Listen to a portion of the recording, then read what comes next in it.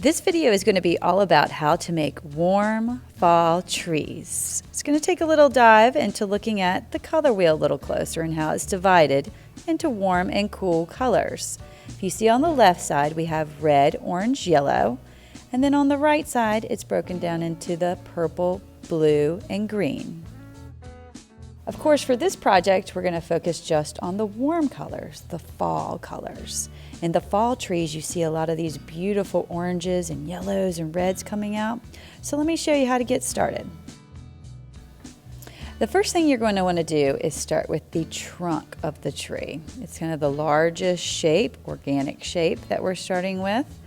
And then as you go through the project, notice that the branches come out getting a little smaller, the limbs go out even smaller, and then you're going to have some twigs that go even smaller. Please note that the placement of this tree does not go all the way to the bottom of the paper. I do raise it up so it doesn't look like it's sitting on the edge.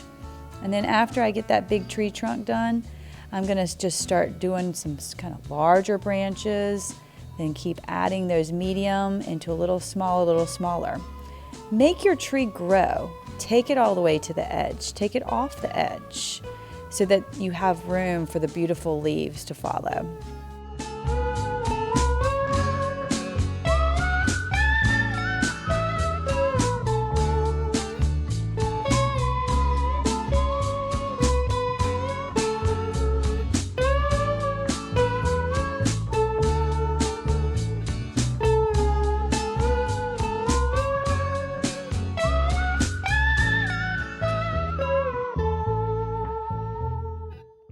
Once I finish with a lot of the branches, I'm going to now add a little bit of shading and texture.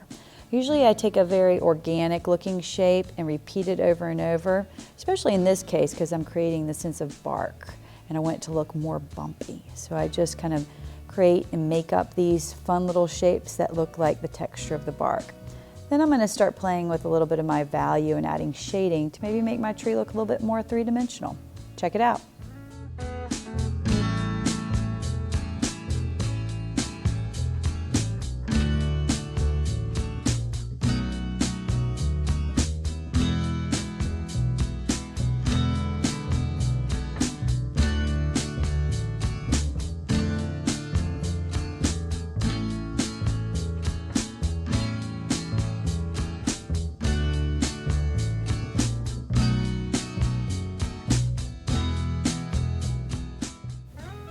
Let's not forget about that negative space. A horizon line in the distance is an excellent way to fill the space that is around the tree.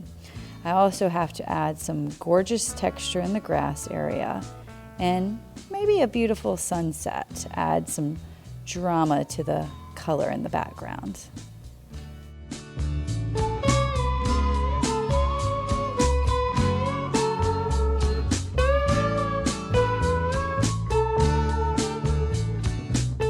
Okay, so now that I'm done adding some amazing colors and textures and values, I am now going to add my fall leaves. This is kind of the fun part.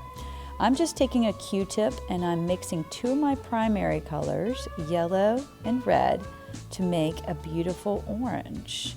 My fall tree is actually going to have all three colors on it. So I want to make sure I still have a little bit of my yellow left over and a little bit of my red left over before I begin applying a lot of the different leaves. I'm going to do this process over and over. I just go back and forth from my plate to the paper and do lots of little dots to apply or suggest that I've got lots and lots of leaves. If you go back to the pictures I showed you at the beginning of the video, you will see that the trees are full of these gorgeous leaves and these gorgeous colors.